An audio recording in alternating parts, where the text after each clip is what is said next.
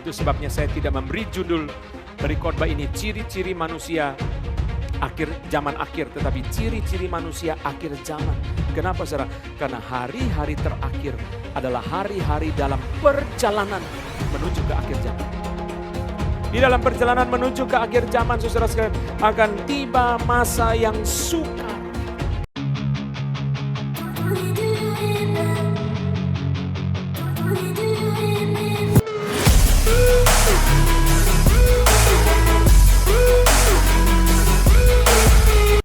Shalom sahabat Ephata Kebenaran. Senang sekali bisa bertemu kembali dengan sahabat di channel ini. Saya berterima kasih karena sahabat sudah mampir dan mengikuti channel ini sampai hari ini.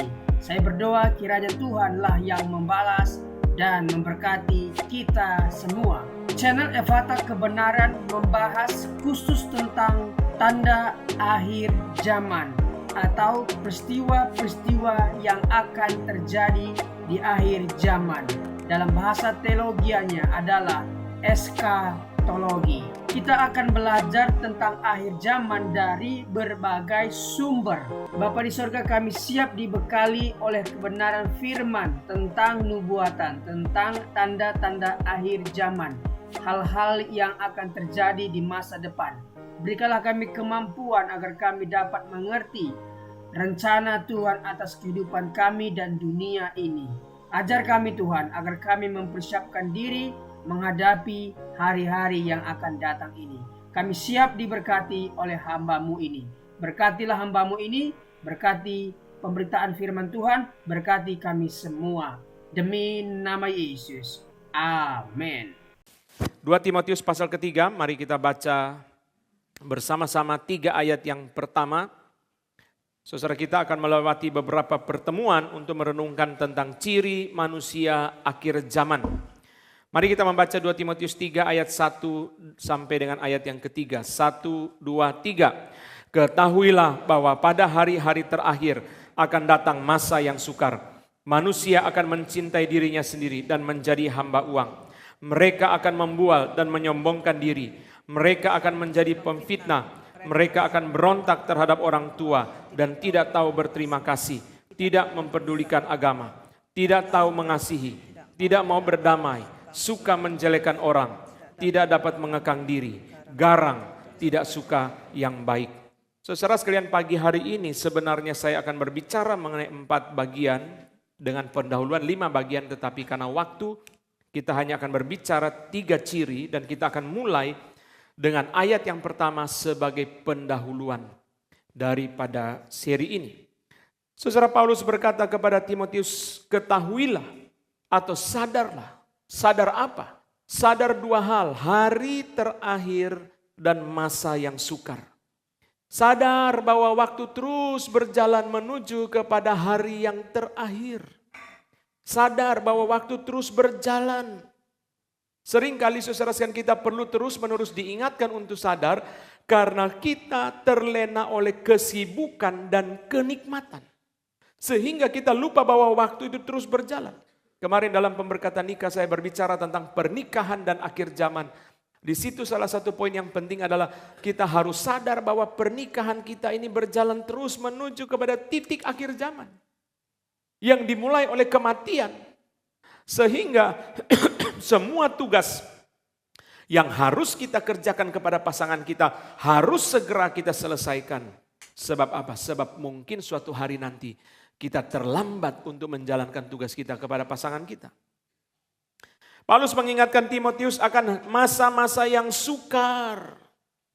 Sadarlah Timotius, akan tiba masa yang sukar. Anak yang hilang itu tidak sadar akan datangnya masa yang sukar. Itu sebabnya dia menghamburkan semua hartanya dan ketika kelaparan hebat tiba dia tidak bisa mengantisipasinya. Saudara, istilah hari yang terakhir di sini adalah berbicara tentang bukan satu titik. Itu sebabnya teologi membedakan antara akhir zaman dan zaman akhir. Akhir zaman itu berarti satu titik, ya titik terakhir itu akhir zaman. Sedangkan zaman akhir itu adalah satu zaman yang panjang yang dimulai dari kedatangan Yesus yang pertama ke dalam dunia. Disitulah sudah dimulai hari-hari yang terakhir. Rasul Yohanes berkata kepada jemaat, inilah waktu yang terakhir.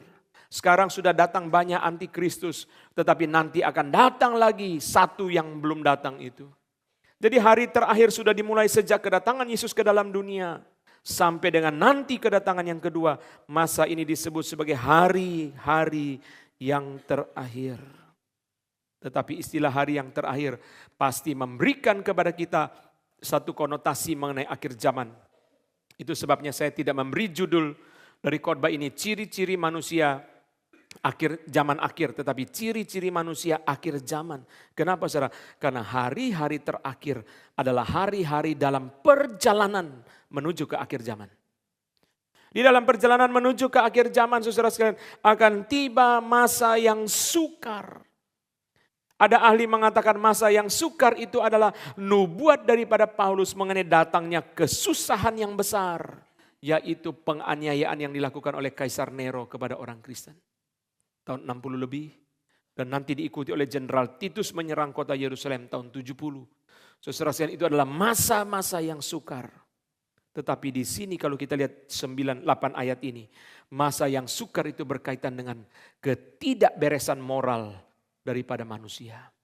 Kenapa masa yang sukar justru berbicara tentang moral yang tidak beres, berbicara tentang dosa, berbicara tentang kejahatan. Karena masa yang sukar tidak bisa dilepaskan daripada penganiayaan dan penderitaan yang timbul karena dosa manusia. Itu sebabnya saudara kita melihat di dalam bagian depan ini saudara bahwa masa yang sukar itu saudara adalah masa yang penuh dengan kejahatan, masa yang penuh dengan penganiayaan, masa yang penuh dengan penderitaan. Kenapa kita bertanya dalam membaca ayat ini? Kenapa menuju kepada akhir zaman timbul masa yang penuh dengan kejahatan? Pertama-tama kita melihat saudara di dalam Kejadian pasal ketiga.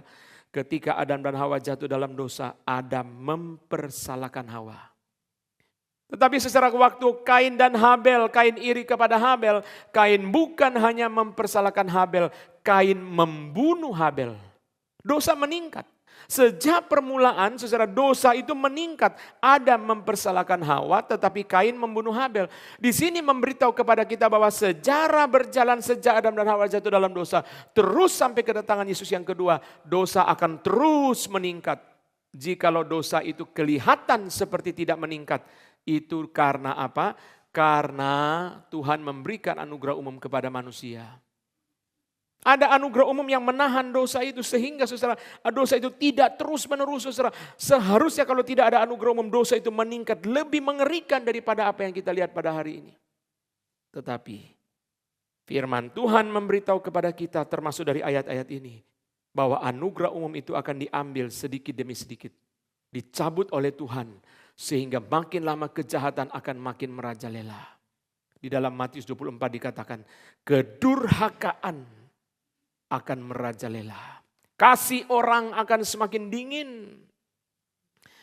Maka Tuhan Yesus berkata bahwa tanda-tanda buruk menuju kepada akhir zaman, tanda-tanda buruk menuju kepada akhir zaman akan semakin berkembang, bertambah, dan tanda-tanda yang baik akan semakin berkurang.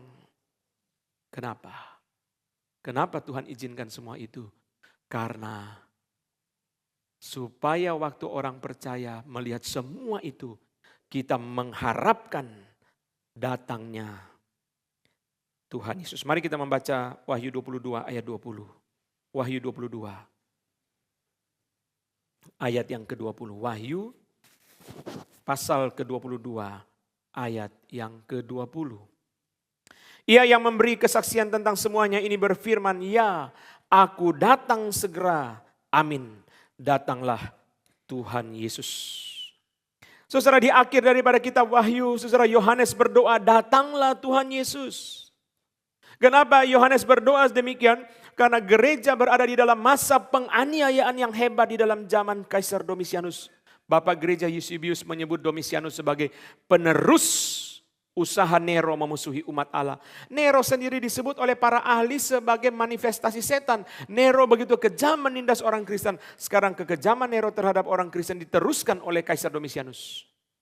Lalu di dalam kondisi seperti itu orang Kristen penuh dengan penganiayaan. Dalam kondisi seperti itu saudara orang Kristen mengalami penganiayaan. Tuhan Yesus Di akhir daripada kitab Wahyu berkata kepada gereja di Asia yang mengalami penderitaan, aku datang segera. Artinya apa? Kamu sudah gak tahan kan? Kamu sudah gak tahan dalam penderitaan kan? Aku datang segera, tenang. Aku datang segera, semua janjiku yang sudah aku berikan kepadamu di dalam kitab Wahyu ini akan segera tergenapi. Lalu Yohanes berkata, ya Tuhan datang segera. Ya Tuhan, amin, datanglah segera. Yohanes berdoa supaya Tuhan datang segera. Karena ketika kejahatan makin merajalela, ketika dosa makin merajalela, ketika penganiayaan makin merajalela, orang Kristen tidak lagi berdoa untuk kenikmatan apapun, kecuali berdoa supaya Tuhan Yesus segera datang. Ya Tuhan, datanglah segera. Pada hari itu nanti saudara, doa kita akan sama dengan doa Yohanes. Kita sudah gak berdoa yang lain kecuali kita berdoa, Tuhan datanglah segera. Kenapa? Karena penganiayaan yang dialami itu begitu hebat. William Hendriksen mengatakan, saudara sekalian, jiwa dari Yohanes dikuasai oleh kerinduan. His soul is consumed with longing. Jiwanya dikuasai oleh kerinduan. Tuhan, datanglah segera. Kenapa Tuhan harus datang segera? Kami sudah datang.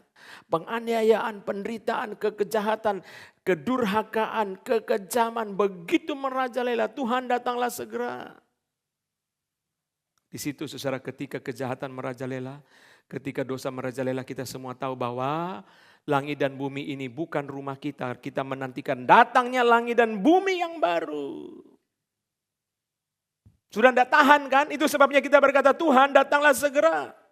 Tuhan mengizinkan saudara menuju kepada akhir zaman. Penderitaan itu makin hebat supaya kita berkata, Tuhan datanglah segera.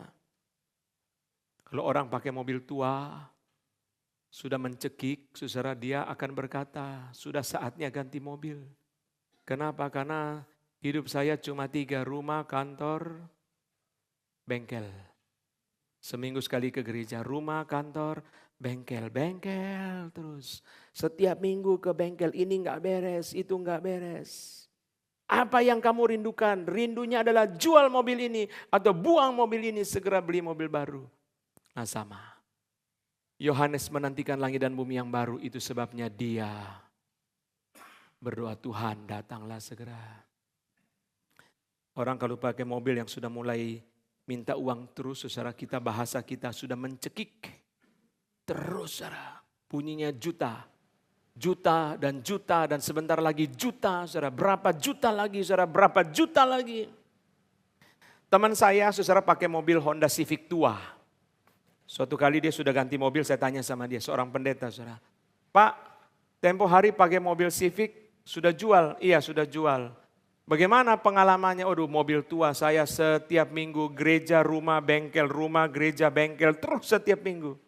Terus, Bapak beli berapa? 6 juta. Jual 12, untung dong. Dia bisikin saya, bengkelnya 24 juta Pak. Wah saudara sekalian, kita menantikan yang baru itu datang. Kenapa kita menantikan yang baru itu datang? Karena yang lama itu sudah menyakitkan, saudara. Sangat menyakitkan bagi kita. Nah sekarang di sini kita lihat. Pertama saudara, dari 3 ciri ya, kita tidak bicara 4, tadinya mesti 4 saudara. 4 ciri yang berkaitan dengan kasih.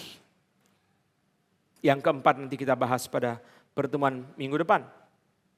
Yang pertama saudara adalah mencintai diri sendiri. Mencintai diri sendiri. Saudara, menuju kepada akhir zaman manusia akan makin mencintai diri sendiri, akan makin memikirkan kepentingan dirinya sendiri.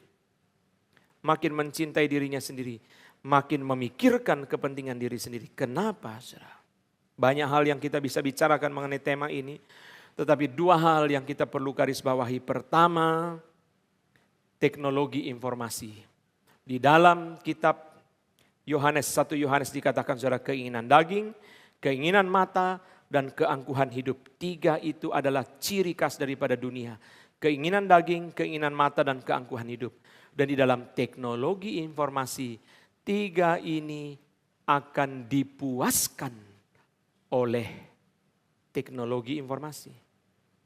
Secara dulu di kampung orang berjudi kalau ada teman. Judi itu adalah dosa yang perlu teman, saudara. Nggak ada orang berjudi dengan dirinya sendiri. Jadi saudara kalau di kampung kalau nggak ada yang main judi di pos ronda ya dia nggak main judi. Tunggu orang meninggal lalu main judi di orang meninggal. Itu di kampung-kampung biasa begitu. Sekarang nggak perlu, saudara. 1 tahun saudara omset judi online 270 sampai 300 triliun Indonesia. Nggak perlu orang lain, saudara. Dia bisa melakukan itu sendiri. Saudara lihat ya, teknologi informasi membuat saudara orang itu menjadi mudah memuaskan keinginan daging, keinginan mata dan keangkuhan hidup yang dibilang oleh Yohanes bahwa semua itu dari dunia bukan dari Tuhan. Orang kepengen apa dulu, kalau dia nggak pergi ke Singapura dia nggak tahu barang branded yang baru itu dari mana, apalagi orang di daerah-daerah di Papua, di mana dia nggak tahu, saudara. Sekarang dia bisa tahu. Arloji paling baru apa, tipe apa, tas paling baru sekarang tipe apa, dia bisa lihat. Keinginan daging itu bisa dipuaskan. Keinginan mata itu bisa dipuaskan.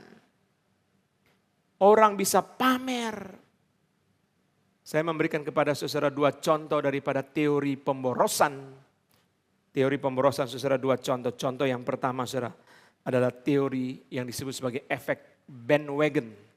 Bandwagon itu saudara teorinya begini. Orang itu beli barang karena dia ikut orang lain. Seperti kalau kereta musik itu jalan, saudara, orang yang dengar kereta musik itu ikut goyang, ikut nyanyi, ikut nari, saudara, dia senang. Saudara dulu orang beli barang, kenapa saudara dia lihat orang pakai di pesta. Biasa pesta nikah adalah tempat orang pamer, sebab nggak ada orang pamer di orang meninggal. Tetapi saudara sekarang dia bisa melihat semua itu dari Instagram, dia bisa melihat semua itu dari YouTube, dari TikTok, saudara dia lihat semua barang itu lalu dia beli barang. Dulu dia harus lihat orang lain pakai, saudara. Bandwagon itu, saudara ya. Kereta musik itu jalan, dia ikut-ikutan, saudara. Dari mana dia tahu? Wah, sekarang semua orang pakainya ini. Sekarang semua orang pakainya itu. Sekarang semua orang pakai tipe ini. Sekarang merek ini yang lagi populer, yang lagi naik down, yang lagi happening atau apalah istilahnya. Efek snob terbalik, saudara. Snob itu secara teori pemborosannya, saudara, adalah dia beli barang karena dia lihat di internet orang tidak ada yang pakai, saudara. Semakin tidak ada yang pakai, semakin dia kepengen pakai. Dia kepengen pakai untuk dia bisa pamerkan itu kepada orang lain. Ini loh, coba lihat. Apa yang saya punya, saudara. Dia beli barang bukan karena barang itu bagus, kualitasnya, fungsinya perlu. Bukan, dia beli barang kenapa? Karena semua orang tidak ada yang pakai, cuma dia yang pakai. Semakin unik, semakin langka, semakin tidak ada yang pakai, dia pakai. Sekarang itu dari mana, saudara? Dari media sosial. Justru dia beli barang untuk pamer. Kalau yang satu lagi, saudara, dia beli barang karena orang lain pamer. Dia sekarang, saudara, dia beli barang karena dia mau pamer. Orang lain tidak bisa pamer, orang lain tidak mungkin punya. Menuju kepada akhir zaman manusia semakin cinta diri. Kenapa, saudara? Karena teknologi informasi menjadi jalan untuk memuaskan keinginan daging, keinginan mata, dan keangkuhan hidup, saudara. Saudara, kita mungkin bertanya, bukankah Alkitab berkata, supaya kita mencintai diri kita, kasihilah sesamamu seperti kamu mengasihi dirimu. Berarti cinta diri ada 2 macam. Ada cinta diri yang benar, ada cinta diri yang salah. Yang kita harus lakukan adalah cinta diri yang benar, bukan cinta diri yang salah. Yang kita harus lakukan adalah cinta diri yang benar, bukan cinta diri yang salah. 4 hal yang kita perlu perhatikan. Pertama, mencintai diri di dalam konteks menghargai nilai diri kita sesuai dengan pekerjaan Allah. Mencintai diri dalam konteks apa mencintai diri? Menghargai nilai diri kita sesuai dengan pekerjaan Allah dalam hidup kita. Kenapa kita menghargai anak sekolah minggu? Oh, papanya orang penting loh. Kita mesti baik-baik ngajar dia. Dah benar, saudara. Kalau orang dah penting berarti boleh sembarangan. Kita menghargai anak sekolah minggu karena banyak pekerjaan Allah di dalam hidupnya. Dia dicipta sebagai gambar Allah. Dia dicintai oleh Tuhan. Yesus mati bagi dia dan sebagainya, saudara. Roh Kudus tinggal dalam diri dia kalau dia sudah percaya Tuhan Yesus. Saudara, mengasihi diri kita, saudara, di dalam konteks apa? Di dalam konteks menghargai nilai diri kita sesuai dengan pekerjaan Allah. Sesuai dengan pemberian Allah. kita menghargai nilai diri kita. Itu yang pertama. Yang kedua, saudara, mengasihi diri sesuai dengan dalam konteks membangun diri kita, saudara. Bangunlah dirimu. Surat Yudas berkata, bangunlah dirimu di atas dasar imanmu yang paling suci. Bangun diri. Mengasihi diri dalam pengertian apa, saudara? Bangun diri, jangan hancurkan diri kita. Bangunlah dirimu di dalam dasar imanmu yang paling suci. Paulus berkata 2 kali dalam 1 Korintus, segala sesuatu halal bagiku tetapi bukan semuanya berguna. Segala sesuatu halal bagiku tetapi aku tidak membiarkan diriku diperhamba oleh suatu apapun. 1 Korintus 10, segala sesuatu diperbolehkan tetap benar tetapi bukan segala sesuatu berguna. Segala sesuatu diperbolehkan benar tetapi bukan segala sesuatu membangun. Boleh? Boleh. Tapi kita mesti tanya saudara, untuk apa? Untuk membangun apa? Pak, boleh pacaran enggak? Kalau anak remaja tanya, boleh. Loh kok boleh? Tapi membangun kamu apa menghancurkan kamu? Jangan-jangan setelah kamu pacaran nilaimu dari 97 menjadi 79, terakhir menjadi 7 dan 9. 07 dan 09. Boleh enggak punya HP? Anak SD tanya, boleh enggak punya HP Pak? Boleh. Tapi setelah punya HP, nilaimu tambah rusak, sekolahmu tambah beres apa tambah enggak beres? Kamu enggak ada HP aja udah main game terus di komputer, saudara. Bagaimana kalau kamu ada HP? Kamu enggak pacaran saja nilaimu udah do re mi. Bagaimana kalau kamu pacaran, saudara? Mengasihi diri dalam konteks apa, saudara?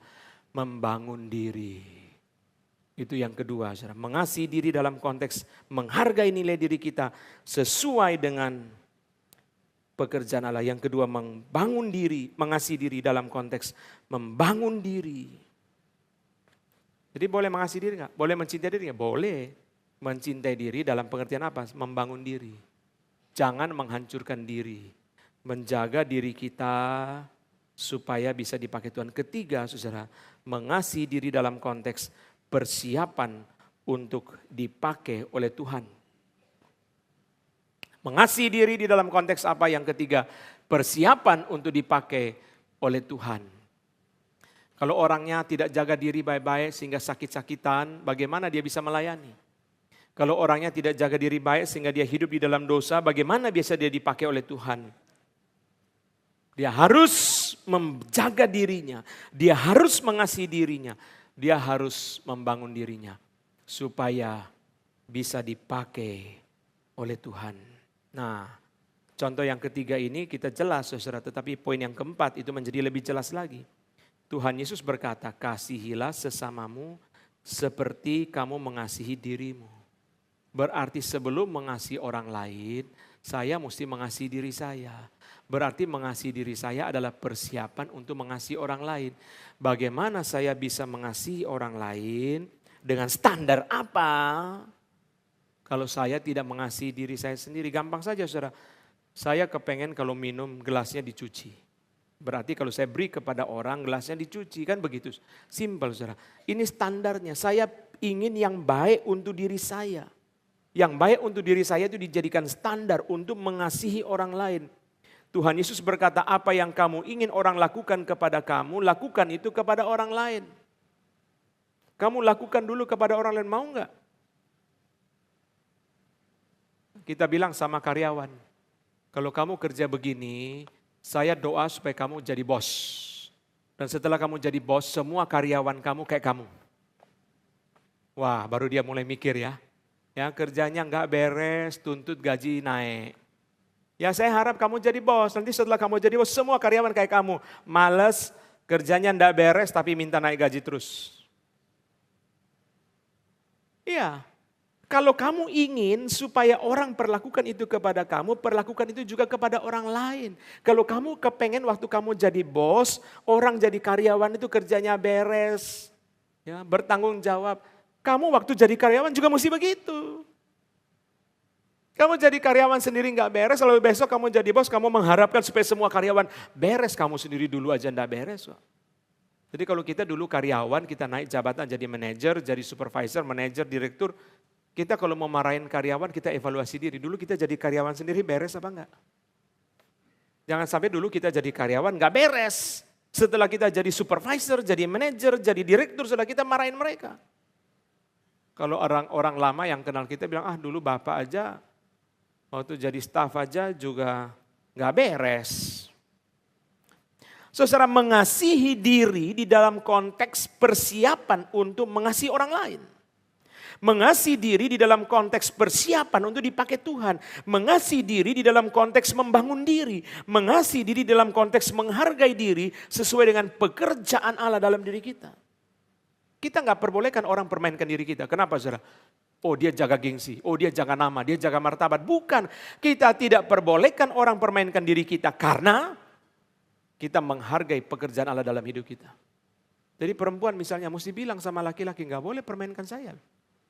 Bukan saya jaga nama saya, bukan saya jaga perasaan saya, bukan saya jaga gengsi saya. Bukan, saya menjaga diri saya yang dicipta sebagai gambar Allah, ditebus oleh darah Yesus dan Roh Kudus tinggal dalam diri saya. Jadi ketika kita minta supaya orang menghargai kita, saudara, bukan demi kita. Demi Tuhan yang mempunyai banyak anugerah di dalam diri kita. Mengasihi diri dalam konteks apa? Pertama, menghargai diri yang penuh dengan pekerjaan Allah. Mengasihi diri dalam konteks apa? Membangun diri. Mengasihi diri dalam konteks apa? Mengasihi persiapan untuk dipakai oleh Tuhan. Dan yang keempat adalah dalam konteks persiapan untuk mengasihi orang lain. Kalau kamu kepengen orang lakukan itu kepada kamu, berarti dia udah punya standar dong. Lakukan itu kepada orang lain. Kamu kepengen orang waktu kamu sakit, orang perhatikan kamu. Berarti waktu orang lain sakit juga jangan lupa. Mencintai diri ada dua macam. Ada mencintai diri yang salah. Itu apa saudara? Memuaskan keinginan daging, keinginan mata, keangkuhan hidup. Bisa pakai uang, bisa pakai teknologi, dan seterusnya. Tetapi mengasihi diri, ada mengasihi diri yang benar. Dan panggilan Tuhan adalah kita mengasihi diri yang benar. Di dalam menghargai diri sesuai dengan pekerjaan Allah. Di dalam membangun diri kita. Dalam persiapan untuk dipakai Tuhan. Dalam persiapan untuk mengasihi orang lain. Kedua, ciri yang kedua. Ciri yang kedua manusia akhir zaman adalah mencintai uang. Terjemahan yang benar bukan hamba uang. Terjemahan yang benar adalah mencintai uang. Saudara sekalian, yang dicintai dari uang itu bukan lembarannya. Kita pergi ke Kota Lama beli uang rupiah, 1 rupiah tahun 55. Ya, jadi barang koleksi saudara, gak ada nilainya. Kita mencintai uang itu, orang mencintai uang itu bukan karena lembaran kertasnya. Karena kekuasaan yang ditimbulkan oleh uang itu, kebebasan yang ditimbulkan oleh uang itu, dan kenyamanan yang ditimbulkan oleh uang itu. Uang itu ada kuasanya. Dengan uang bisa berobat, dengan uang bisa beli barang. Uang itu ada kebebasan. Orang tidak ada makin sedikit uang, tidak bebas. Pokoknya makan. Ya, yang paling murah apa? Itu yang saya beli. Lebih sedikit uang, boleh pilih ayam goreng atau sapi goreng. Pilih, saudara. Bisa memilih. Ada kebebasan. Ada kenyamanan, saudara, yang ditawarkan oleh uang. Apa yang membedakan mobil, saudara, mahal dan murah? Bukan hanya bisa jalan, saudara sekalian mesin pasti tentunya. Tetapi selain mesin, saudara melihat fitur kenyamanan di dalamnya. Itu yang membedakan harga bisa jauh. Satu mobil dengan mesin yang sama 1500 cc, sama-sama matic, saudara, harganya bisa dari 300 sampai 450. Kok bisa selisih 150 juta? Apa yang membedakan saudara? Mesinnya sama, bodinya sama, modelnya sama, tipenya sama, tahunnya sama saudara. Fitur kenyamanan berbeda. Ini elektronik seat, elektronik apa saudara ya? Ini beda. Jadi saudara, karena itu saudara, yang dikejar oleh manusia daripada uang adalah kekuasaan, kebebasan, dan kenyamanan. Jadi tidak heran manusia dari masa ke masa akan makin cinta uang. Karena uang terbukti punya 3 itu saudara. Dan itu adalah saudara applicable. Applicable saudara kemana-mana, saudara applicable. Sekarang saudara punya properti tidak applicable. Kenapa saudara? Karena tidak gampang diuangkan. Tidak applicable saudara, tidak gampang saudara. Ya. Saudara punya tanah 1 hektar di Bogor, saudara tidak bisa bawa tanah itu ke Jepang. Maka anak bungsu itu sebelum dia pergi, dia jual dulu semua asetnya. Semua harta warisannya, lembu sapi, kerbau, tanah, dia jual dulu sebelum dia pergi. Dia membawa liquid, dia membawa uang cash. Dia pergi ke negeri yang jauh. Kalau uang itu saudara sekalian berlaku, applicable saudara. Ya kita tentu tukar ya, tetapi lebih gampang saudara. Saudara bawa sertifikat tanah ke Jepang, bisa nggak saya tukar dengan sekian juta yen? Nggak bisa. Itu sebabnya orang makin lama akan makin mencintai uang. Bukan saja demikian saudara, kenapa orang menuju kepada akhir zaman makin mencintai uang? Karena berkaitan dengan yang pertama tadi, uang akan menjadi sarana memuaskan keinginan daging, keinginan mata, dan keangkuhan hidup. Bagaimana saudara sekalian yang mau kepengen tas yang bagus? Uang makin mahal, makin bagus, makin mahal. Semakin bagus, semakin mahal. Untuk memuaskan keinginan mata, untuk memuaskan keinginan daging, untuk memuaskan keangkuhan hidup, perlu uang. Tidak ada uang, tidak bisa saudara. Saudara John Somerville di dalam VLV saya sudah jelaskan mengenai hal ini. John Somerville bicara mengenai transisi mentalitas. Sekularisasi itu adalah transisi mentalitas dari fokus kepada hal-hal yang bersifat kekal di sana, di dunia sana, menjadi fokus kepada dunia sini. Orang-orang sekuler adalah orang-orang yang tidak banyak bicara tentang di sana, tapi banyak bicara tentang di sini. Sama juga saudara. Kenapa orang makin cinta uang? Karena orang-orang beragama terus berdoa, minta penyertaan Tuhan, minta Roh Kudus bekerja, minta Tuhan hadir. Orang-orang sekuler mengatakan, oh enggak, you ada uang langsung beres.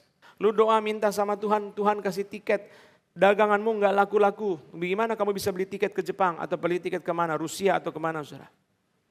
Kalau kamu ada uang, enggak perlu tunggu Tuhan. Nah itu orang sekuler ya. Dunia semakin sekuler, orang semakin cinta kepada uang. Setelah orang sudah mempunyai uang, baru sadar tidak semua hal bisa dibeli dengan uang. Uang bisa membeli seksualitas, tidak bisa membeli cinta. Film Titanic memberikan kepada kita contoh yang sangat jelas bahwa uang bisa membeli seksualitas, tetapi tidak bisa membeli cinta. Perempuan itu, saudara sekalian, dia tidak cinta kepada laki-laki yang tidak senyum itu, saudara. Dia punya cintanya sendiri. Mari kita membuka Hagai pasal yang kedua ayat yang ke-9. Kitab Hagai pasal yang kedua ayat yang ke-9. Kitab Hagai pasal kedua ayat yang ke-9. Mari kita baca sama-sama. Hagai pasal kedua ayat yang ke-9. Kita baca sama-sama 2 kali. 1, 2, 3. Kepunyaan kula perak dan kepunyaan kula emas. Demikianlah firman Tuhan semesta alam. Sekali lagi. Kepunyaan kula perak dan kepunyaan kula emas. Demikianlah firman Tuhan semesta alam. Kenapa Tuhan harus klaim seperti ini? Tuhan klaim seperti ini saudara karena apa? Saudara, karena di dalam konteks membangun rumah Tuhan. Tuhan bilang sama mereka, kamu lihat rumah Tuhan dulu bagus, sekarang sudah reruntuhan, sudah jelek. Apa yang kamu lakukan? Berilah persembahan untuk pembangunan rumah Tuhan. Aku akan menggerakkan barang-barang yang indah dari berbagai belahan dunia. Kenapa? Punya kula perak, punya kula emas. Tuhan terpaksa harus klaim seperti itu. Karena orang percaya tidak bergerak untuk memberikan persembahan untuk pembangunan rumah Tuhan. Tugas kita saudara sebagai orang percaya. Apa sikap kita kepada uang?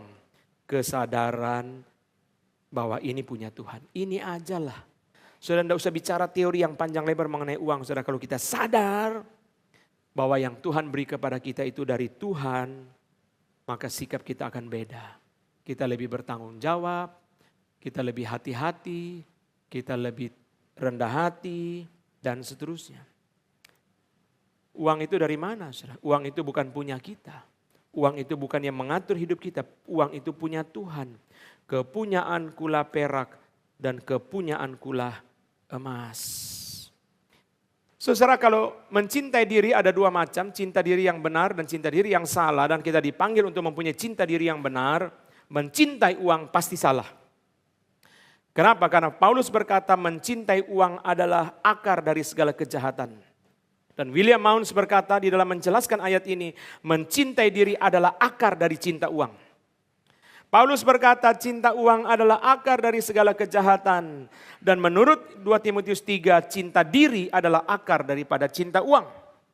Itu sebabnya saudara sekalian, kita bersyukur kepada Tuhan. Ada peringatan yang diberikan kepada kita supaya kita tidak mencintai uang. Cinta diri ada dua macam, ada cinta diri yang benar, ada cinta diri yang salah. Tapi cinta uang sepenuhnya salah. Sehingga orang Kristen tidak boleh menjadi hamba uang dan tidak boleh cinta uang. Lalu kita tanya, bagaimana caranya Pak? Kita hidup di dalam uang, kita ada investasi, kita hidup dengan kertas-kertas berharga. Bagaimana caranya supaya hati kita tidak cinta kepada uang? Caranya adalah kita menemukan 3 hal. Kebebasan, kekuasaan, dan kenyamanan di dalam Tuhan. Kalau kita sudah sampai kepada titik itu, kita sudah tidak cinta uang. Itulah hamba-hamba Tuhan yang dipakai Tuhan dalam sejarah. Cirinya sama, hati mereka tidak 1% untuk uang. Sampai waktu Tuhan beri persembahan langsung kasih. Tidak mikir apapun, saudara. Berani janji iman. Kadang-kadang kita ketemu orang, saudara, gajinya hamba Tuhan, gajinya cuma 5 juta, 10 juta, saudara, begitu janji iman pembangunan gedung langsung 100 juta, langsung 200 juta. Waduh, dari mana uang dia, saudara? Berani, saudara. Seluruh gereja paling banyak, janji iman paling banyak 40 juta satu orang. Dia sendiri langsung 150 juta. Padahal di dalam gereja ada orang yang gajinya lebih banyak jauh dari dia. Itulah namanya hamba Tuhan. Itulah namanya janji iman. Mari kita lihat yang ketiga, saudara, dalam ayat yang ketiga, tidak tahu mengasihi. Lebih tepat diterjemahkan sebagai unloving, heartless, tidak ada hati yang mencintai. Tidak ada hati yang mengasihi, heartless. Apa penyebab orang itu tidak mencintai orang lain? Banyak penyebabnya. Kenapa makin lama orang makin tidak mau mengasihi? Banyak penyebabnya, saudara. Banyak penyebabnya. Orang memikirkan hanya kepentingan dirinya sendiri. Itu Paulus bilang juga, saudara. Memikirkan kepentingan diri sendiri seperti poin yang pertama, mencintai diri. Dia tidak mau memikirkan orang lain, hanya memikirkan kepentingan dia. Sebenarnya bagian yang keempat, mestinya saya jelaskan foto ini, tetapi nanti di minggu depan, saudara.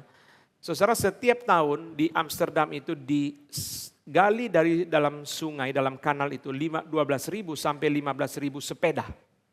Coba dikasih lihat gambarnya. Setiap tahun, saudara, mereka kerok dari dalam sungai, dalam kanal itu 12.000 sampai 15.000 sepeda. Setiap tahun, saudara. Kenapa?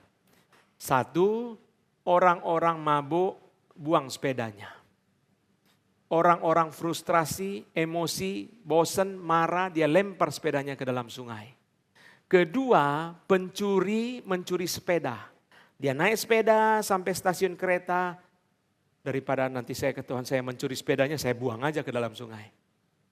Yang ketiga, saudara sekalian, orang suka buang sepeda ke sungai pada musim dingin untuk mengetes sungainya sudah keras atau belum esnya, untuk dia naik skating di atas.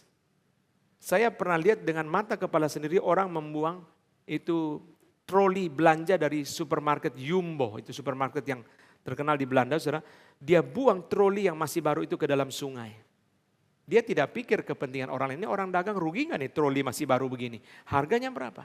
Dia buang, saudara. Buang sepeda, buang troli, saudara, buang barang-barang yang berharga. Itu bukan punya dia, dia tidak mau tahu, saudara. Dia nggak ada urusan. Saudara sekalian, jadi mereka buang sepeda, yang mana yang dibuang? Sepeda yang digembok ke pagar itu nggak bisa dibuang. Yang digembok ke pohon gak bisa dibuang. Nah, ada orang yang begitu turun sepedanya digembok hanya ke roda. Jadi dia angkat, dia buang sepeda itu, saudara. Sudah keras belum esnya?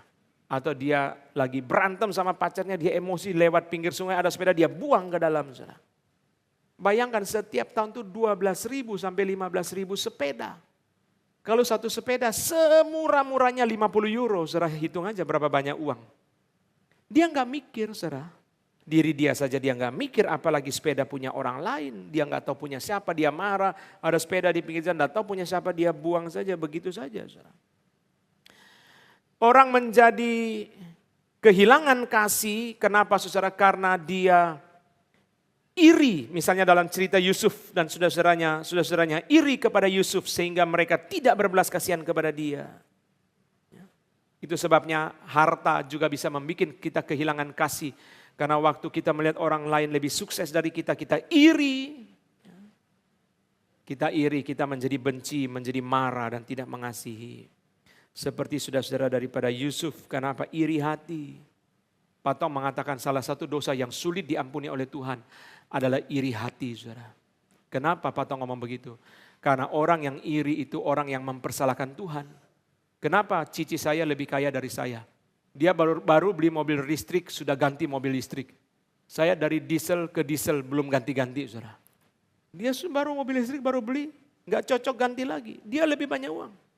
Patong mengatakan orang yang iri hati mungkin sulit diampuni oleh Tuhan. Kenapa, saudara? Karena dia mempersalahkan Tuhan. Kenapa saya seperti ini? Kenapa koko saya lebih kaya dari saya? Kenapa dia? Orang iri itu, saudara, selalu ada hubungan. Gak ada orang di Indonesia yang iri sama Cristiano Ronaldo, Lionel Messi, ya. Gak ada. Ronaldo kok begitu kaya? Gak ada, saudara. Iri sama Elon Musk, saudara, gak perlu iri. Iri selalu ada hubungan. Koko, Cici, teman, saudara.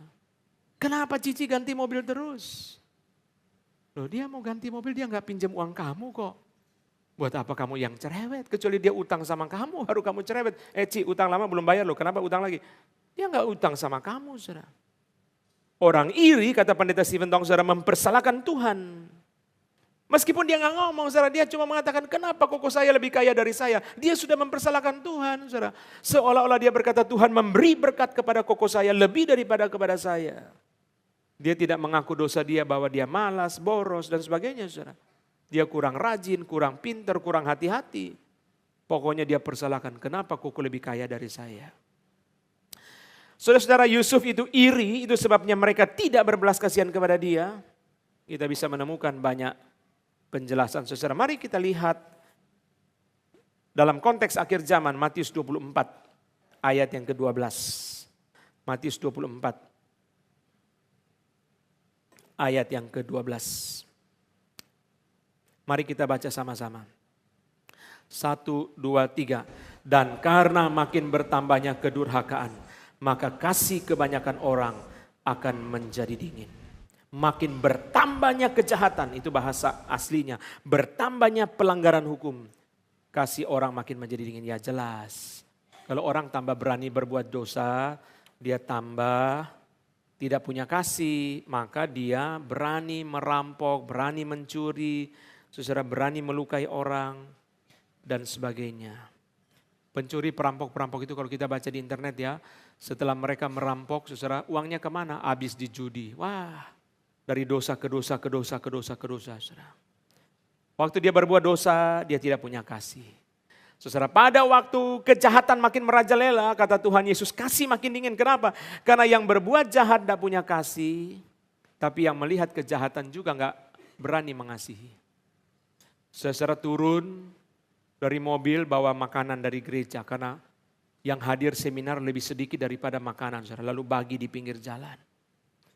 Karena yang bagi punya anting-anting salib gede 2 kiri kanan. Lalu anak-anak muda itu, saudara, ada satu yang berteriak, Kristenisasi. Dari niat baik bagi makanan lama-lama jadi kerusuhan. Wah, kalau begini saya nggak mau. Kita buka pintu mobil, ada makanan, saudara, buka kaca, lihat orang miskin pinggir jalan, kita kasih dia makanan, saudara. Kita gara-gara buka kaca, ibu yang duduk di sebelah itu kalungnya dirampas. Jadi saudara lihat ya, ketika kejahatan makin merajalela, kita makin tidak berani mengasihi, saudara. kita takut. Kenapa saudara? Jangan-jangan kita bantu orang yang jatuh motor di belakang kita, malah dia tuding kita yang nabrak, saudara. Jadi panjang lebar urusannya. Udah deh, biarin aja deh. Di dalam situasi kejahatan makin merajalela, maka kasih semakin dingin. Mari kita lihat yang terakhir, saudara sekalian, yang terakhir. Bagaimana tugas kita sebagai orang Kristen? Pertama, 1 Korintus 8 ayat 3. Kita lihat dua bagian dari 1 Korintus pasal yang ke-8. 1 Korintus pasal 8. Saya pernah diundang oleh Pendeta Agus berkhotbah di GRI Sydney, saudara. Lalu saudara sekalian, Pak Agus sudah bilang sama saya, Pak, nanti Bapak waktu khotbah mesti bawa baju ganti. Kenapa? Karena Bapak datang bulan Maret waktu itu adalah musim panas di Sydney. Nah, kita menyewa satu gereja namanya Scott Presbyterian Church di downtown dari kota Sydney. Ini gereja tua yang tidak ada AC-nya, Pak. Lalu, saudara sekalian, saya berkhotbah, saudara. Waduh, panasnya luar biasa, saudara. Begitu doksologi, amin. Hal pertama yang saya lakukan bukan salaman, langsung lari keluar, saudara. Karena fresh air. Oh, seperti tidak bisa bernapas. Tapi Pak Agus bilang sama saya, jemaat GRI Sydney Pak, setiap minggu ada 250 orang yang kebaktian di Scott Church seperti ini. Tapi sekarang mereka udah punya gedung sendiri ya. Setelah mereka sudah, saya kalau nggak salah, sudah mau selesai, sudah mau pindah dari gereja itu, baru pengurus gerejanya pasang AC, saudara ya. Kok nggak dari dulu, saudara pasang AC. Ya. Saudara sekalian, mari kita lihat 1 Korintus 8 ayat 3. 1 Korintus 8 ayat 3. Tetapi orang yang mengasihi Allah dikenal oleh Allah. Tetapi orang yang mengasihi Allah dikenal oleh Allah. Paulus bicara mengenai persembahan berhala, bicara mengenai pengetahuan, saudara. Pengetahuan membuat orang menjadi sombong, tetapi kasih membangun. Orang yang mengasihi Allah dikenal oleh Allah. Zhang Hering tulisannya ya. Dia mengatakan begini, saudara, love is the true sign of election. Cinta itu adalah tanda yang sejati dari orang yang dipilih. Orang yang dipilih oleh Tuhan, diselamatkan oleh Tuhan, tanda pertama-tama bukan pelayanan. Yudas juga melayani. Tanda pertama-tama bukan persembahan, Yudas juga persembahan, Yudas juga beribadah dan seterusnya, saudara. Tetapi tanda orang itu dipilih oleh Tuhan untuk diselamatkan, tandanya adalah dia mengasihi Tuhan dan mengasihi orang lain atau tidak. Love is the true sign of election. Tanda yang sejati dari orang-orang pilihan sejati adalah cinta kepada Allah dan cinta kepada orang lain. Cinta kepada Allah dan cinta kepada orang lain. Cinta kepada Allah dan cinta kepada orang lain. Saudara sekalian, itu sebabnya gereja-gereja yang ada di daerah-daerah yang jauh dari kita, sekalipun kita tidak mengenal mereka, tetapi mereka adalah orang-orang yang mencintai Tuhan. Karena firman Tuhan berkata orang yang mengasihi Allah dikenal oleh Allah. Mari kita baca yang terakhir 1 Korintus 16 ayat 13 dan 14. 1 Korintus pasal ke-16 ayat 13 dan 14. Berjaga-jagalah, berdirilah teguh dalam iman, bersikaplah sebagai laki-laki dan tetap kuat. Lakukanlah segala pekerjaanmu dalam kasih. Be mature. Paulus bukan menyuruh semua jadi laki-laki termasuk perempuan, bukan saudara. Yang Paulus maksudkan adalah be mature, jadilah dewasa. Dan lakukanlah segala pekerjaanmu dalam kasih. Di sini kita menemukan hal yang kedua. The love is the true sign of maturity. Cinta adalah tanda yang sesungguhnya dari kedewasaan rohani. Love is the true sign of maturity. Anthony T. Selton menyebut dua ciri kekanak-kanaan di dalam teologi Paulus. Menurut dia, dua ciri kekanak-kanakan. Pertama, orang yang kekanak-kanakan itu adalah orang yang self-centered concern. Anak kecil kalau minta tidak pernah pikir papa mamanya. Pokoknya makan, pokoknya mainan, Pokoknya beli HP, dia nggak tahu papa mamanya ada uang atau tidak ada uang. Pokoknya dia nggak mau pikir, dia hanya pikir diri sendiri. Pokoknya saya mau HP sekarang juga, kalau enggak saya nggak mau sekolah. Dia pikir nggak papa mamanya lagi kesulitan uang. Dia pikir nggak papa mamanya lagi terlilit pinjol, saudara. Dia tahu nggak debt collector sudah berdiri di depan rumah 1 bulan, saudara.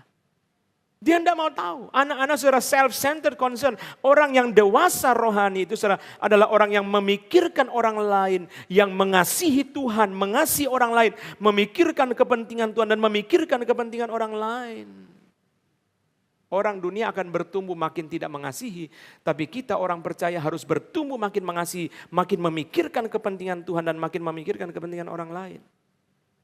Ciri pertama dari kekanak-kanaan itu adalah memikirkan diri sendiri, self-centered concern. Ciri kedua dari kekanak-kanaan menurut Anthony T. Selton adalah short term gratification, kepuasan jangka pendek. Saudara lihat ya, hampir semua anak kecil suka junk food. Heran, merata. Saudara pergi mana-mana, saudara anak kecil saudara suka sekali junk food, saudara. Dia nggak memikirkan kesehatan, dia nggak memikirkan apapun, pokoknya itu yang dia kepengen, saudara. Kepuasan jangka pendek, saudara. Semua anak kecil suka permen, saudara. Semua suka permen. Saudara, kepuasan jangka pendek. Itu sebabnya, saudara, anak kecil sangat suka kepada hadiah yang instan. Hadiah yang instan, saudara.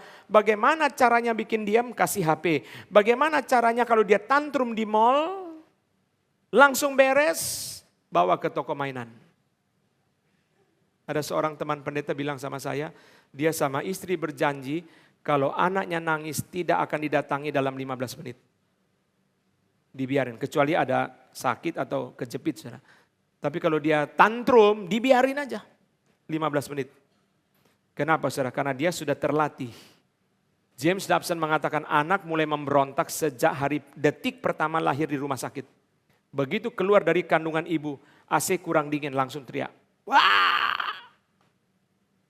Perawat gendong kurang nyaman, langsung teriak. Dia sudah terbiasa. Jadi saudara, kalau kita mengikuti terus, ya dia sudah tahu. Cara minta uang paling gampang adalah tantrum kepada papa mama saat ada tamu. Betul lah? Oh, langsung papa cabut dompet, kasih uang, gak pakai hitung lagi, saudara. Nih, dia tahu kalau gak ada tamu minta uang itu nanti banyak perdebatan, saudara. Jadi minta uangnya saat ada tamu, langsung. Wah, papa mau ngomong sama om, tambah keras lagi nangisnya. Nah, orang yang dewasa tidak memikirkan jangka pendek, tidak memikirkan hadiah instan, dia memikirkan jangka panjang. Jangka panjang. Kasih kamu HP, papa mampu, tapi setelah ada HP, kamu terjerat game online apa enggak? Bukan memikirkan jangka pendek, tapi jangka panjang, saudara.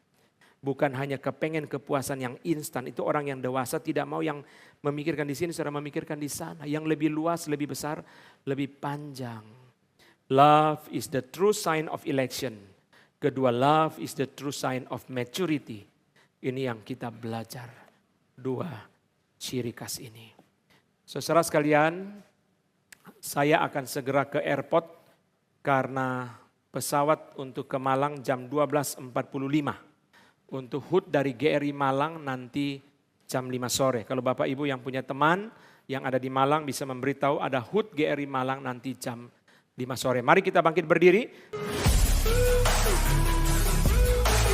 Terima kasih sahabat sudah mendengarkan khotbah tentang akhir zaman. Saya yakin dan percaya kita semakin bertambah hikmat dan bertambah referensi tentang akhir zaman. Channel ini dibuat secara sadar untuk mengumpulkan pembahasan tentang akhir zaman, nubuatan tentang akhir zaman, agar kita punya satu channel membahas khusus tentang kejadian-kejadian di akhir zaman. Para pembicaranya juga dari berbagai-bagai interdominasi, baik dari Protestan, karismatik, Katolik, dan berbagai-bagai pendeta di seluruh Indonesia, tentunya yang membahas tentang akhir zaman. Semoga channel ini memberkati kita semua. Firman Tuhan mengatakan Matius 13 ayat 39, musuh yang menabur benih lalang ialah iblis. Waktu menuai ialah akhir zaman, dan para penuai itu malaikat.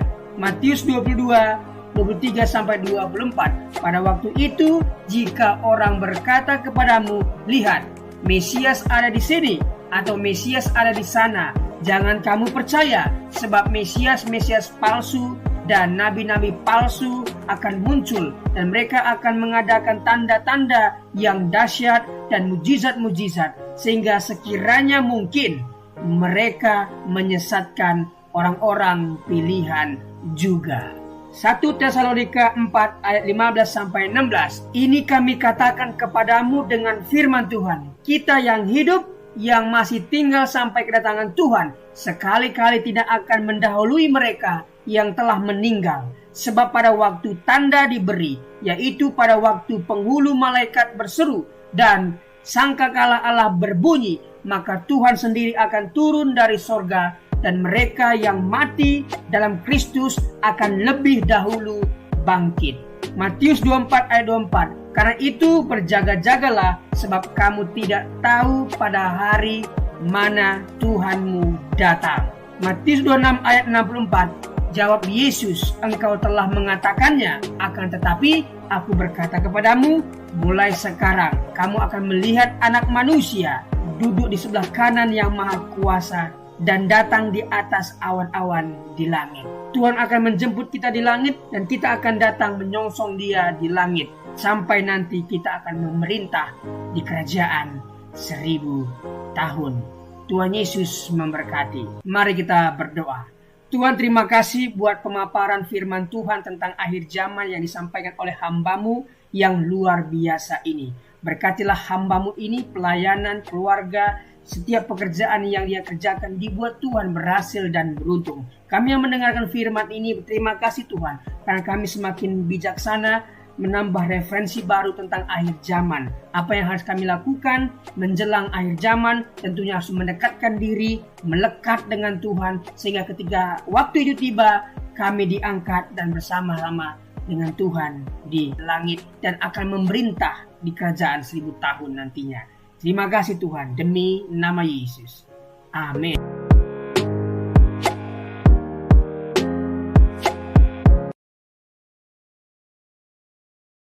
Nấu cho mình tác lỗ để bơi sầy bù phá y chẳng mày dầu giá bù phá tê cháu trong sai liệu tê lưng ở tàu in nấu nè tê cháu xin cồn tê cháu xin nè cho mình nói xin bay bài đi tròi đi dẫn đi coi à mày tu xin nào muốn tới lịch xa tán tê nè cháu ngạo mày mòn chủ bù phá ông tê đọc liền nó tê chỗ khai sĩ sẽ coi cha xin nào mà bài đi bây giờ cho mình cha xin nêu pin mãi với bài sa tan ya bù phá cho mình không hay nào như vậy mình đi luôn tàu thằng này bây giờ đi tập sa tan và cha xin và cái một bù phá bay cho pin pan âm bay tối lầu càng thì pay mà thằng pay mặt bây ăn xây ra cái lò mình pan play mà nè cho chơi miền bù phá cháu bù phá nè đi dùng chọc vần mà cháu ăn xây ra cái lầuวันใดจัดเตจะอยู่ไหนเตเจ้าเพียนำมากูต้องใส่ตูต้องใส่แต่ไปจะใจเหม็นเตเจ้าเหลวไปยาเตกุยทันอีกไงไหนเตจะไอ้หญิงเตมันเจ้าเกินผู้ชายแนวเกินไม่ยังแนวเตเจ้าเกินมานี่จะเจอกันไปป่ายเตcô hơi cần phải lấy bé cô nên xây giải kỹ bây giờ bù phá tới chỗ cháu ăn xuân neo hơi cần nhậu cái xảy mà cho mày qua yêu tình cha ăn xuân cây nè mày cô mà nè mình pan đây này lại bù phá chỗ sang cần giả cô mà cây mình chân kín nào mà ngày tôi này kín tôi này chỗ ngày thay bây giờ in đâu cần và bù phá hô xí trong xảy cần quay mấyวันnè tu pay tu satani pada kang ni tuจะเขานั่งเรามาไปลกกันหยาปู bù phá cái la về tụi này cái nhà sau mà tụi tôi chân soi thêm hai tụi này cái nào bây giờ cần cho tụi bay cá cái nào mà lòng bay cái lòng bay à cho mày phá nữa như vậy bù phá càng bây giờ soi cần lòng mày thái đi vào nè bây giờ cần lòng mày phạm cho bù phá khát tuần đấy mày bù phá mày nó phạm nó mình soi cần lòng mày phạm soi miếu con căn này nào soi cho khát tuần bay tổng nhà bạn nón phe với căn sung thu phe có bên này nó bây giờ quay cần là mình bù phá chảo mà dừng bù phá yêu nắng lâu đấy cần chú nằm thằng biệt thay à để cần phá bay soi cần lâu nhà nhỏ lấy ra để bưởi sấy hai lấy cần chú bay hai nói để sấy chừng cái bài miêu à cái chọi trong sấy à là ai tọc liền cho có phần bê hạt trong biểu hôm nay cần bù phá bay coi à mà giải cần lào hạt bờ lệ hạt cho mình nay cần năng phá được bài nào bù phá và cần lào tòng lỏng và năm bê căn miêu khung căn này nào coi à bù phá níที่ยันใจหันนิ้นกันยังไงกันเราเหมือนไอ้หญิงได้มาเจ้าเปียได้จะให้อีหลอกตอกเต้เยซูร้อนเสียไกมาเจ้าฝามกันเราไปยาอีเต้กันเราจะไม่ไงงงยังไงเยซูเรามาหัดฆ่าลอยกันเราเยซูไว้เลี้ยวนะเจ้าฝามกันเราจะไงท้ายเอาสีสีจานี้เอาหลุดได้มาสาวฝามกันเราไป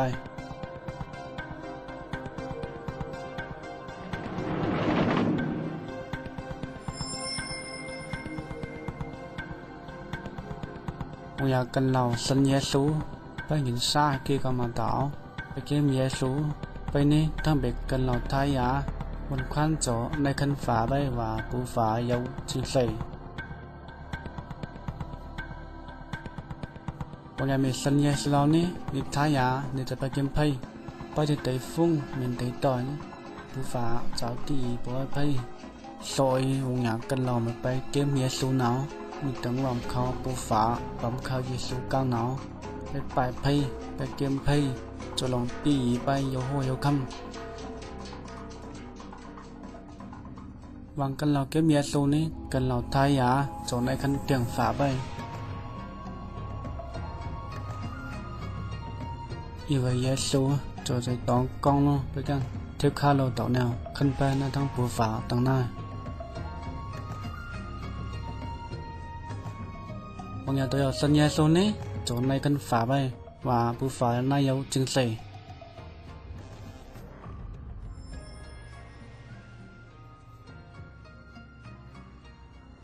Terima kasih sudah melihat video pendek tentang rencana Allah untuk kehidupan manusia.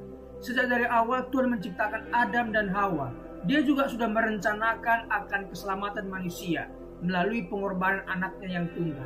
Tidak ada cara lain selain menerima Tuhan Yesus yang adalah jalan, kebenaran, dan kehidupan. Tidak ada seorang pun yang bisa bertemu dengan Bapa kalau tidak melalui Tuhan Yesus. Tuhan Yesuslah yang menjadi jembatan seperti video yang kita barusan lihat. Jadi rencana Allah itu sangatlah sederhana. Rencana keselamatan yang diberikan Allah sangatlah sederhana. Mari kita lihat artikel berikut ini. Rencana keselamatan Allah yang sederhana namun penuh kuasa. Hai kawan, saya akan mengajukan pertanyaan yang paling penting di dalam kehidupan ini. Kebahagiaan dan kesusahan Anda di masa akan datang bergantung pada jawaban Anda. Pertanyaannya adalah, apakah Anda sudah diselamatkan? Ini bukan pertanyaan tentang perbuatan baik Anda, bukan juga apakah Anda anggota gereja, tetapi apakah Anda sudah diselamatkan?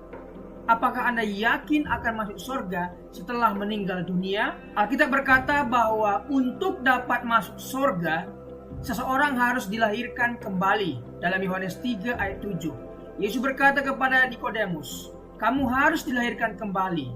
Karena yang dilahirkan dari daging adalah daging, yang dilahirkan dari roh adalah roh.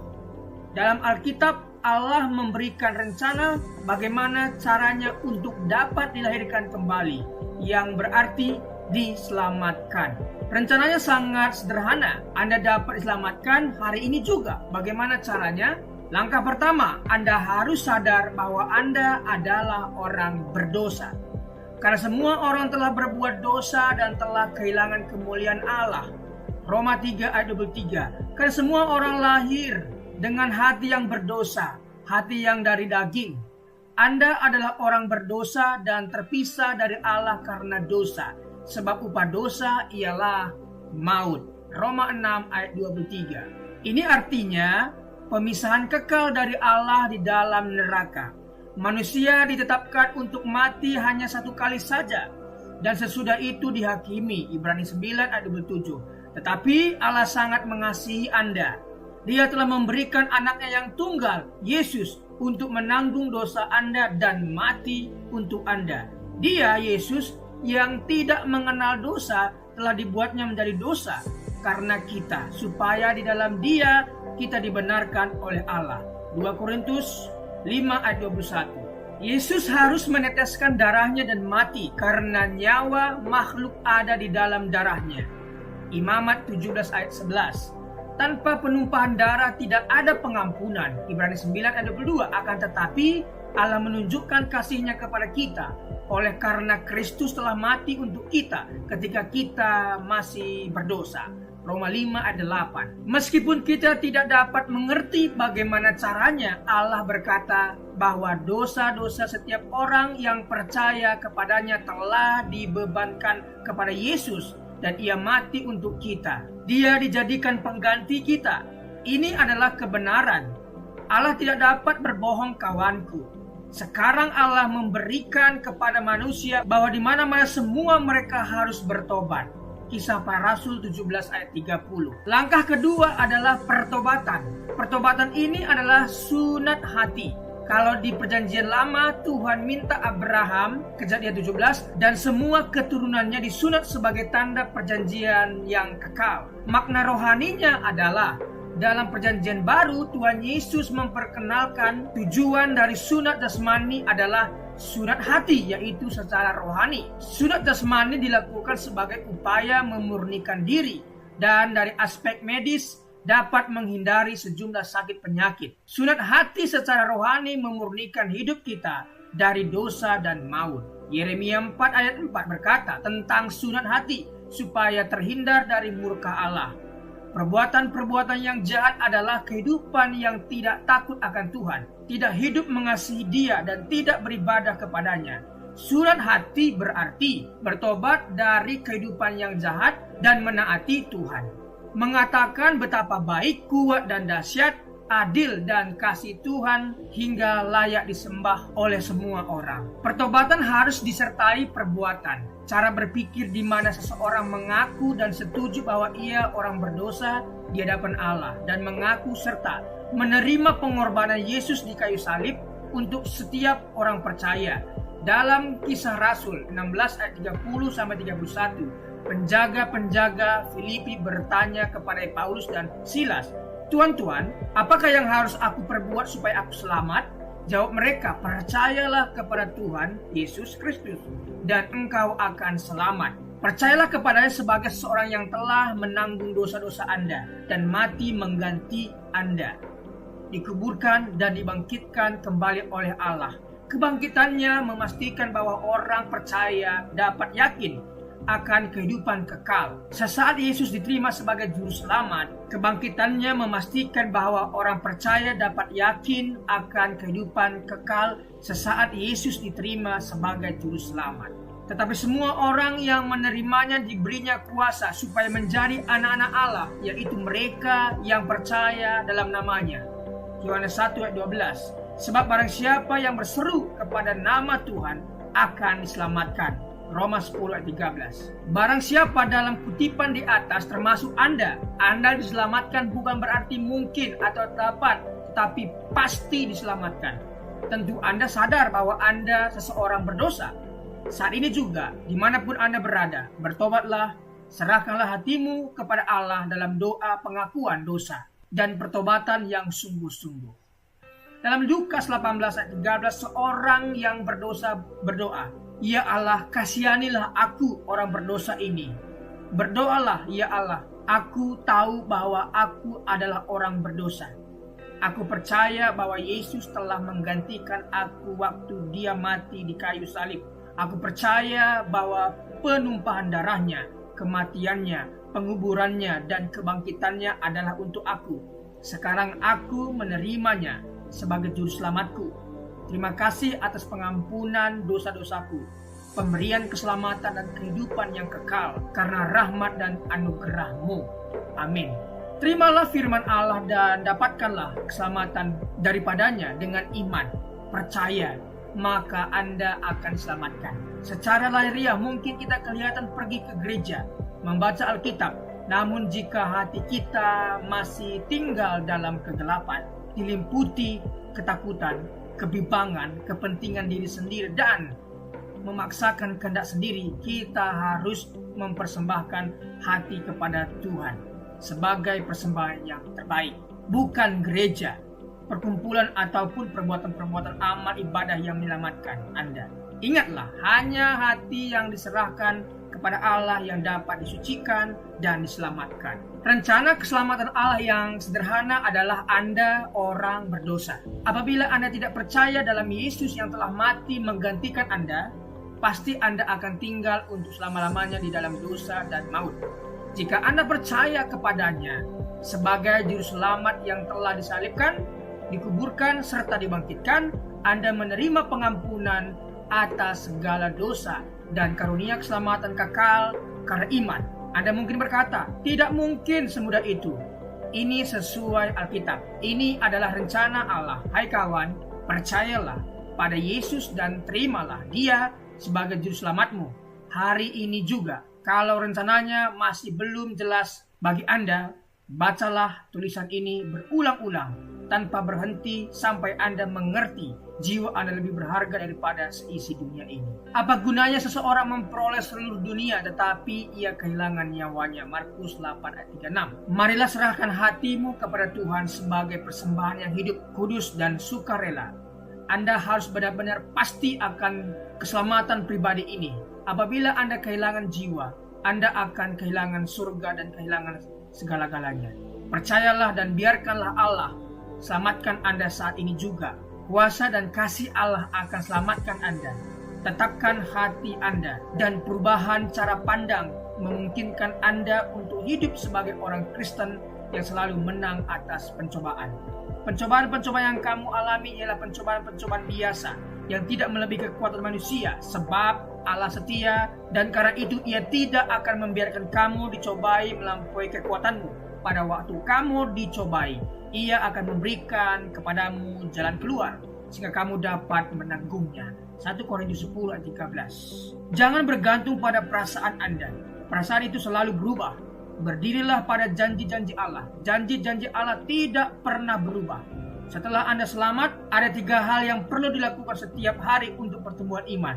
Berdoa, berbicara kepada Allah, baca Alkitab, biarkanlah Allah berbicara kepada Anda, dan Anda berbicara bagi Allah. Dan perlu dibaptis air sesuai ketaatan Anda pada Tuhan Yesus Kristus sebagai kesaksian dan demonstrasi imanmu. Dan kemudian bergabung secepatnya dengan gereja yang mengajarkan Alkitab sebagai firman Allah. Jadi janganlah malu bersaksi tentang Tuhan kita. 2 Timotius 1 ayat 8. Setiap orang yang mengakui aku di depan manusia, aku juga akan mengakuinya di depan Bapakku yang di sorga. Matius 10 ayat 32. Amin. Itulah tadi rencana keselamatan Allah yang sangat sederhana. Yang pertama, kita harus sadar bahwa kita orang berdosa. Yang kedua, kita harus bertobat, meninggalkan yang lama dan beralih kepada Tuhan, dan berdoa untuk menerima Yesus sebagai Tuhan dan Juru Selamat kita.